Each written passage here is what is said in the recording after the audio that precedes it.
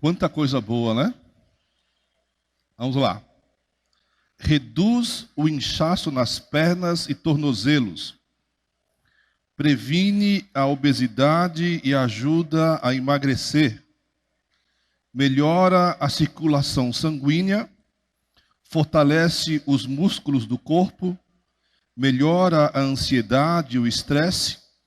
Previne complicações cardiovasculares. Combate a osteoporose. Combate a depressão. Aumenta a sensação de bem-estar. Deixa o cérebro mais saudável. Quantos benefícios importantes e maravilhosos. Quantas coisas boas que nós precisamos ter.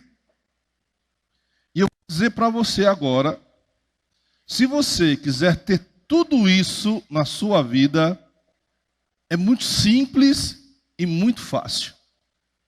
Você precisa apenas praticar o exercício da caminhada. Caminhar. Separar um tempo do seu dia para fazer uma caminhada de pelo menos 30 minutos. Os médicos, os especialistas têm dito que se você 3 vezes na semana caminhar por 30 minutos, pelo menos 30 minutos, você vai ter todos aqueles benefícios que nós lemos. E alguns mais. Uma coisa tão simples, e eu sei que você já sabia disso. Eu sei que você já leu sobre isso. Eu sei que você já ouviu sobre isso. E talvez alguns entre nós pratiquem esse exercício. O exercício da caminhada. Meus irmãos, e interessante que a Bíblia, ela fala sobre exercício físico. A Bíblia, ela é um livro tremendo. O apóstolo Paulo, muitas vezes, ele usa a metáfora, a analogia da vida cristã como praticar exercício físico. Como participar de uma prova de atletismo. Ele fala até de coroa, de recebimento da coroa de louros, em comparação à coroa da vida. Não é? Então, e o apóstolo Paulo, em alguns momentos, ele fala diretamente sobre exercício físico. Lá em 1 Timóteo, no capítulo 4, no verso 8, ele escreveu assim: pois o exercício físico para pouco é proveitoso, mas a piedade para tudo é proveitosa, porque tem a promessa da vida que agora é e da que há de ser. E quando nós lemos esse versículo separadamente, fora do seu contexto, a gente acredita que Paulo está condenando o exercício físico. Não, não é verdade. Paulo não está condenando aqui o exercício físico. Quando nós entendemos o contexto dessa carta, quando Paulo fala a Timóteo sobre exercício físico, ele vem falando sobre casamento, sobre alimento e fala sobre exercício físico. Ele dizendo que todas as coisas são importantes, inclusive o exercício físico. Mas a piedade, a vida piedosa, a vida cristã, a vida em obediência tem que estar associada a todas estas coisas. Então, meus irmãos, nós podemos e nós devemos praticar exercício físico. Você sabe disso. Hoje existe uma onda, acho que até uma moda, sobre a questão de qualidade de vida saudável, alimentação saudável. Não é? E o exercício físico faz parte dessa qualidade de vida.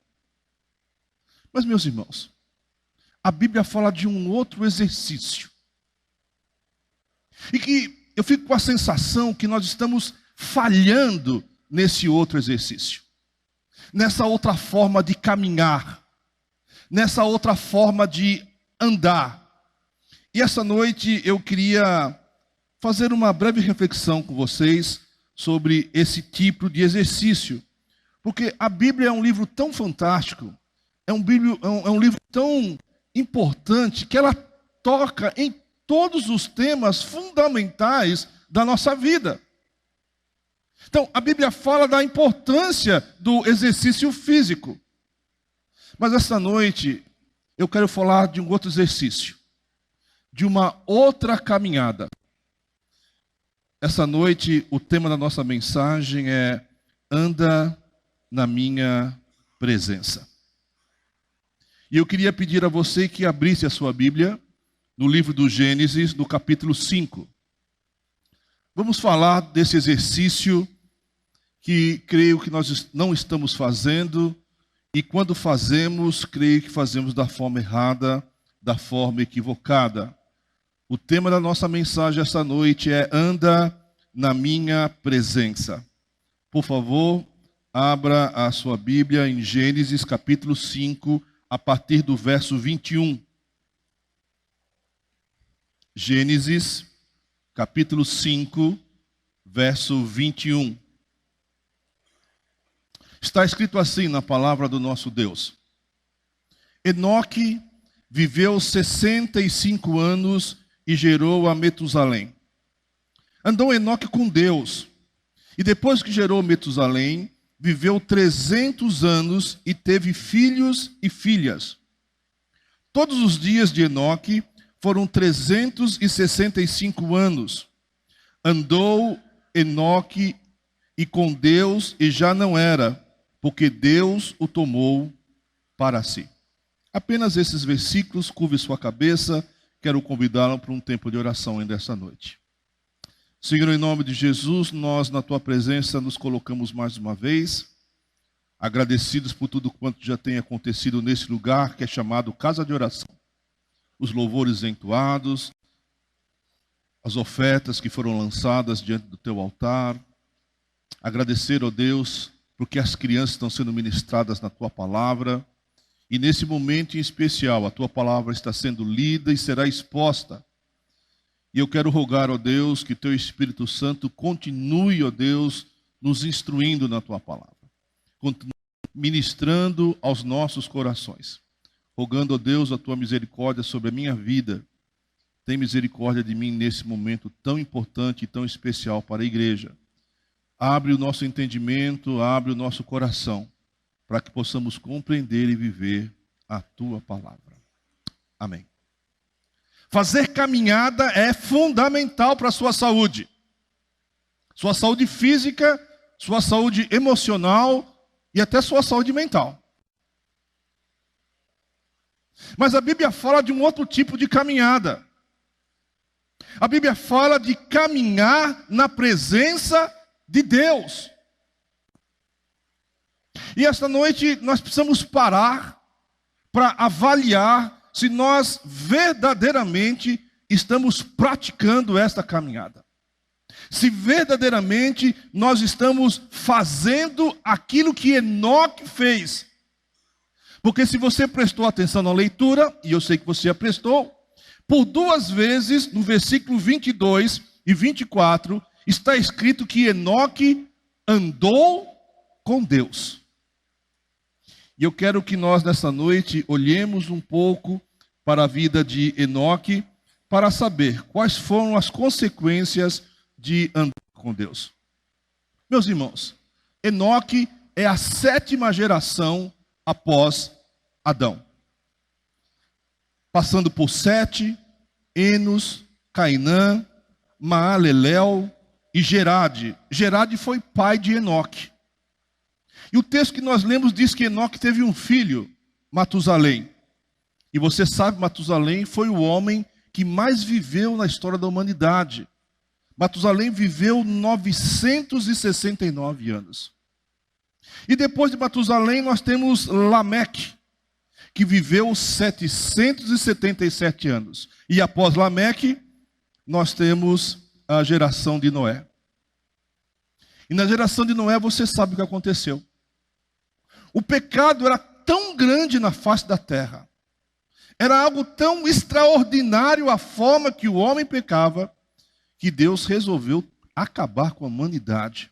Está lá escrito em Gênesis, no capítulo 6, o verso 12 e o verso 13, está escrito assim: Viu Deus a terra, e eis que estava corrompida, porque todo ser vivente havia corrompido o seu caminho na terra. Então disse Deus a Noé: Resolvi dar cabo de toda a carne, porque a terra está cheia de violência dos homens, eis que os farei perecer juntamente com a terra. Mas aonde eu quero chegar com tudo isso? Eu quero dizer para você que Enoque participou, viveu, compartilhou daquela geração que foi destruída por Deus. Enoque foi contemporâneo, ele viveu 365 anos. Então ele alcançou aquela geração corrupta, aquela geração pecadora, aquela geração que ofendeu tanto a Deus, que Deus resolveu exterminar com aquela geração, com a humanidade, através do dilúvio. Meus irmãos, mas existe uma coisa muito interessante na vida de Enoque. Apesar dele ter vivido naquela geração corrupta, naquela geração corrompida, a Bíblia diz que Enoque não passou pela morte. A Bíblia diz que Enoque, ele não experimentou a morte. A Bíblia diz que Deus tomou Enoque para si. E quando a Bíblia diz que Deus tomou Enoque para si, a grande maioria dos estudiosos, quase que unânimes, eles dizem que isso quer dizer que Enoque foi arrebatado. Ou seja, Enoque foi levado aos céus da mesma forma que Elias foi. Elias também não experimentou a morte. Foi arrebatado aos céus numa carruagem de fogo. Mas, meus irmãos, Enoque viveu aquela geração corrompida. Enoque viveu aquela geração pecaminosa. Enoque vivia entre homens e mulheres corrompidos na sua essência. E por que então Enoque não passou pela morte? Por que Enoque não foi morto no dilúvio? Por que Deus tomou Enoque para si? E a resposta dessa pergunta, ou dessas perguntas, estão nos versículos 22 e 24. Andou Enoque com Deus. Apesar de Enoque viver aquele tempo, aquela geração, aquela perversidade, Enoque, ele se preservou. Enoque não se deixou contaminar. Enoque era um diferencial no meio daquela geração, no meio daquele povo. E por essa razão, porque Enoque andava com Deus, ele não passou pela morte. Interessante que Judas, não o que traiu Jesus, mas o possível irmão de Jesus, que escreveu uma das cartas que estão lá no Novo Testamento, ele fala sobre Enoque. Veja bem, lá no capítulo 1, no verso 14 e 16, do 14 ao 16 está escrito: quanto a estes, foi que também profetizou Enoque, o sétimo depois de Adão, dizendo: eis que veio o Senhor entre as suas santas miríades, para exercer juízo contra todos e para fazer convictos todos os ímpios, acerca de todas as obras ímpias que impiamente praticaram, acerca de todas as palavras insolentes que ímpios pecadores proferiram contra ele. Os tais são murmuradores, são descontentes, andando segundo suas paixões. A sua boca vive propalando grandes arrogâncias, são adoradores dos outros por motivos interesseiros. Naquele tempo, as pessoas já eram como as pessoas são hoje. Naquele tempo, nos dias de Enoque, as pessoas já eram pecadoras como são agora. E Judas, o irmão de Jesus, fala sobre isso. E uma coisa interessante que diz que Enoque profetizou contra aquelas pessoas. Ou seja, o andar com Deus de Enoque não foi que ele estava apartado das pessoas, isolado das pessoas, trancado em casa ou dentro de um mosteiro. Não, Enoque conviveu com aquela sociedade, com aquela geração, ele continuou íntegro a Deus e ele denunciava o pecado das pessoas. Ele profetizou contra aquelas pessoas. Ele apontou o pecado daquelas pessoas. Enoque, como João Batista, a voz que clamava no deserto, não se calou, meus irmãos. E por isso que Enoque foi um homem que andou com Deus. Então, se naquela geração corrompida, naquela geração corrupta, naquela geração pecadora, Enoque se manteve íntegro, eu creio que nós, hoje, em meio a uma geração corrupta, em meio a uma geração depravada, em meio a uma geração que não tem temor a Deus, nós podemos e nós devemos andar com Deus, sermos íntegros. E além disso, denunciar o pecado. Meus irmãos, a igreja está tão comportadinha, a igreja está tão quietinha, nós ficamos tão confortáveis aqui dentro, né? Ouvindo a palavra, cantando os louvores, mas lá fora existe uma geração corrompida que precisa ouvir a respeito do Evangelho de Jesus, e essa responsabilidade é minha, é sua, como foi de Enoque. Enoque foi um homem que andou com Deus, e foi preservado na sua geração. E será que nós, se hoje Jesus voltar, se hoje nós estivermos diante do tribunal, será que vamos ouvir da voz do Mestre: que bom, você andou comigo? A corrupção não mudou, o pecado não mudou, a degradação não mudou. Mas será que nós crentes mudamos? Será que nós encontraremos Enoques em meio a essa sociedade, a esse mundo tão corrompido? Enoque foi um homem que permaneceu firme, andando na presença de Deus, vivendo os valores de Deus, vivendo os princípios de Deus. A ganância, a luxúria, a vaidade, a maldade tem corrompido o mundo. Desde que o mundo é mundo. Desde que Adão se virou contra Deus. Desde que Adão comeu do fruto proibido. Desde que Adão desobedeceu o Senhor. O pecado está na face da terra.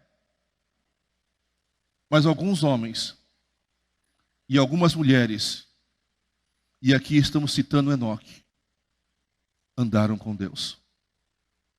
Deram testemunho que eram homens e mulheres de Deus. E Deus quer levantar nessa geração homens e mulheres que andam com Ele. Homens e mulheres que dão testemunho como Enoque deu. Porque quando Deus olhou para a geração de Noé e viu toda aquela corrupção, Ele não suportou e destruiu a humanidade. E hoje na escola bíblica, na nossa classe, eu fiz um comentário e quero fazer o mesmo comentário agora com você. Estou com uma sensação que o Senhor está voltando. E não é uma palavra, uma expressão de frase feita que muitas vezes ouvimos. Eu tenho essa sensação no meu coração que a criatura está prestes a se colocar diante do Criador. Estou com uma sensação que a qualquer momento a trombeta vai tocar. E nós vamos estar diante do Senhor.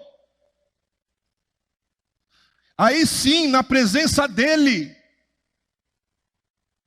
E será que nós vamos poder ouvir da boca do Senhor: meu servo fiel, que bom que você está aqui, porque você andou na minha presença. Eu creio, meus irmãos, que nesta noite vale a pena uma reflexão. Enoque não se deixou contaminar na sua geração. Enoque não se deixou corromper na sua geração. Pelo contrário, ele deu testemunho e ele falou sobre o seu testemunho. Enoque não se escondeu.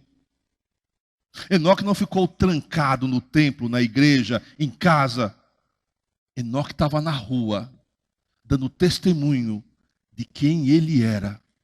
Um homem que andou com Deus. Um homem que andou na presença do Senhor.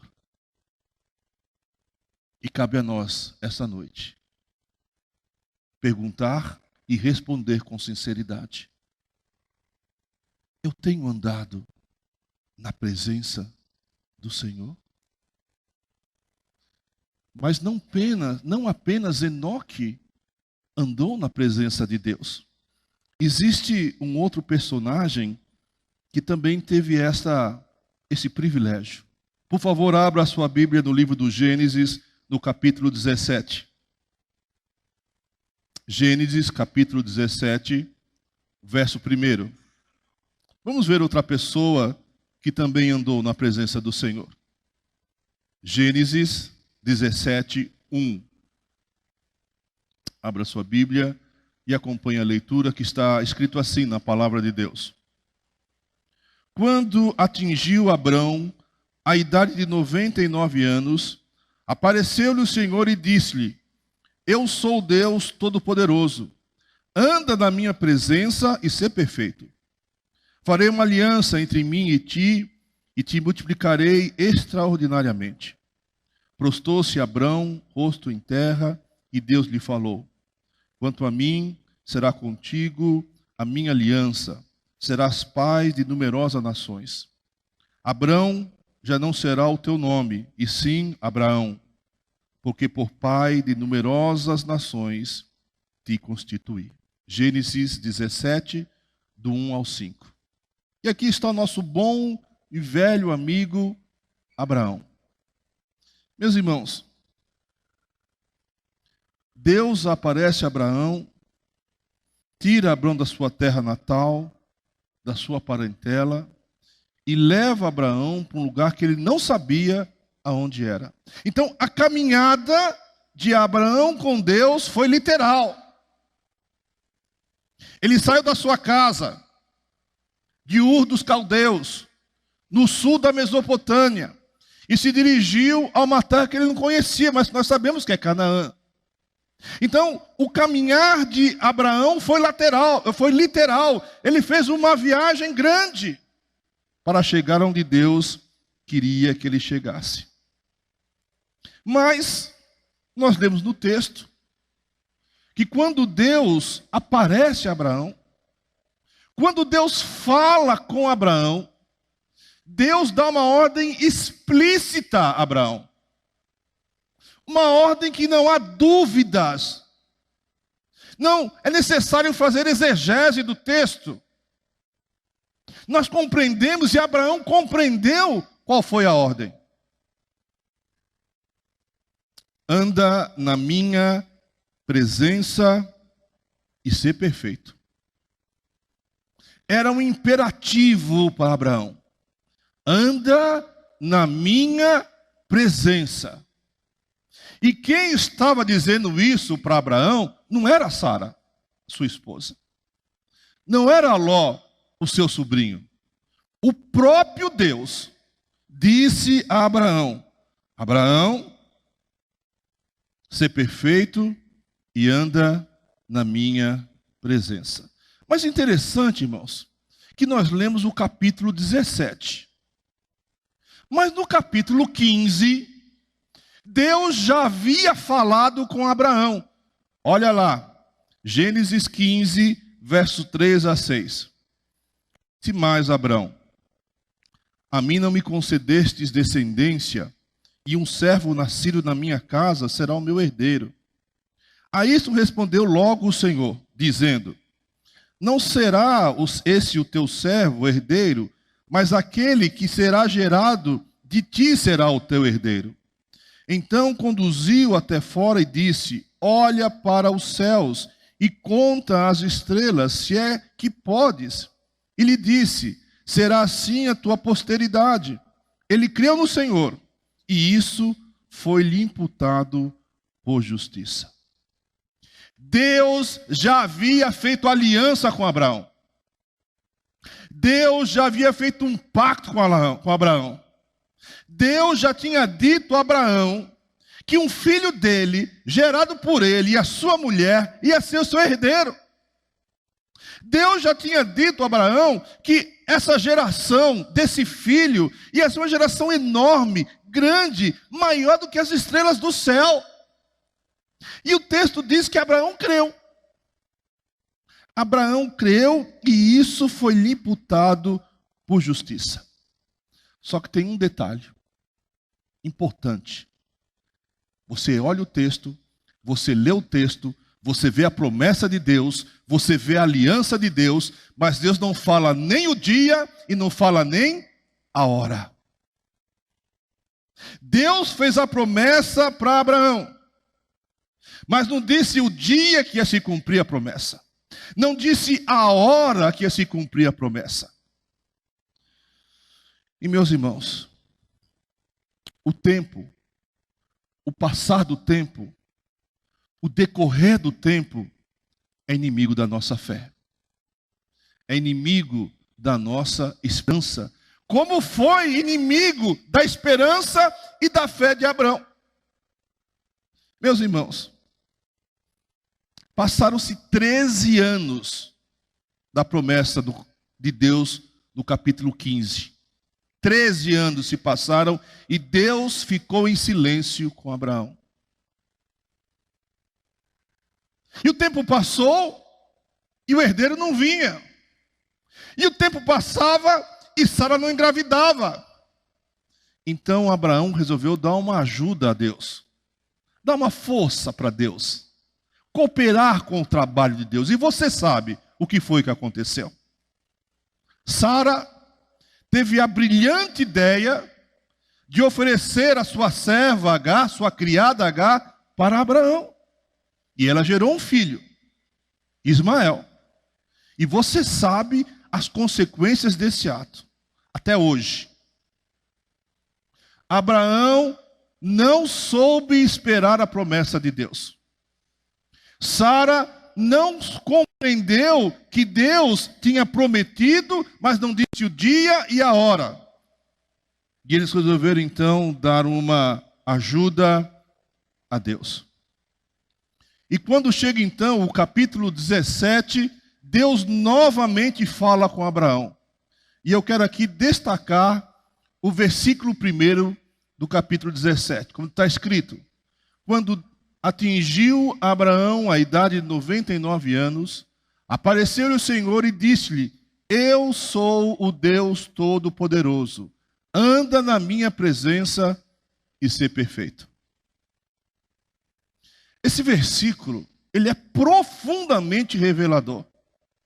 Existem verdades nesse versículo que são fundamentais para a nossa vida. Primeiro, Deus se revela a Abraão dizendo: eu sou o Todo-Poderoso. Meus irmãos, Deus está puxando a orelha de Abraão. Deus está dizendo: Abraão, eu não fiz uma promessa para você? Eu não disse que você ia gerar um filho? Eu não disse para você que a sua descendência vai ser maior do que as estrelas? Por que você duvidou, Abraão? Eu sou o Deus Todo-Poderoso. Mas a fé de Abraão esmoreceu. A esperança de Abraão esfriou. Meus irmãos, e conosco não tem sido diferente. Nós lemos as promessas. Você e eu fazemos parte da aliança de Jesus. Mas nós não sabemos esperar. Nós queremos respostas imediatas do Senhor. E quando a resposta não é imediata, nós queremos dar uma forcinha. Queremos ajudar, queremos dar uma mãozinha para Deus e fazemos a mesma coisa que Abraão fez. Fazemos a coisa errada.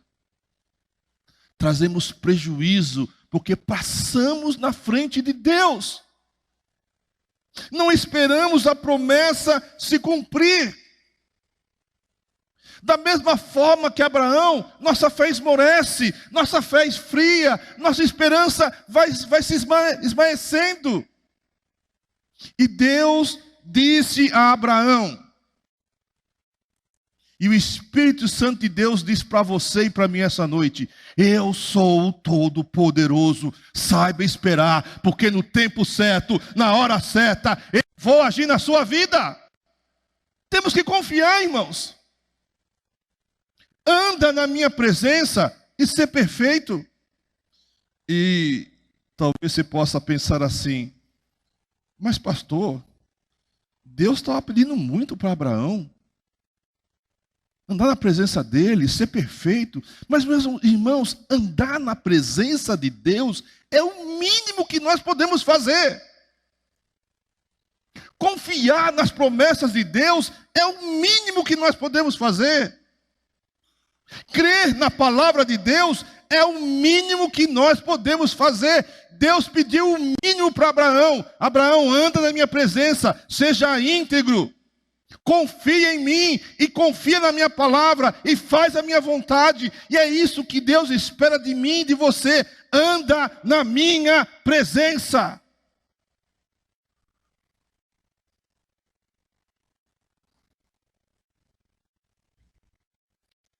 Quando nós andamos na presença do Senhor, nós andamos na luz.